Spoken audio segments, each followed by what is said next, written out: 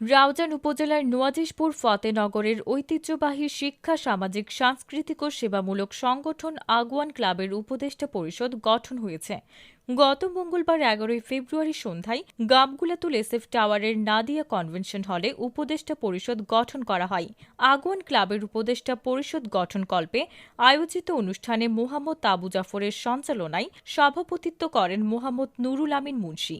আলোচনা সভায় ভার্চুয়ালি যুক্ত হয়ে বক্তব্য রাখেন আগুয়ান ক্লাবের বর্তমান সাধারণ সম্পাদক মোহাম্মদ মোর্শেদুল আলম লন্ডন। সভায় আলোচনা করেন সাবেক সাধারণ সম্পাদক মোহাম্মদ আব্দুস সবুর, আজিমউদ্দিন, মোহাম্মদ সেলিম উদ্দিন, মোহাম্মদ আবু তৈয়ব, মোহাম্মদ হানিফ, স্বপ্নবাড়ি প্রপার্টিজের ব্যবস্থাপক রাশিদুল আলম ওয়াহিদি, মোহাম্মদ দিদার, মোহাম্মদ মোজাম্মেল, মোহাম্মদ মোহসিন আলী সহ আরও অনেকেই।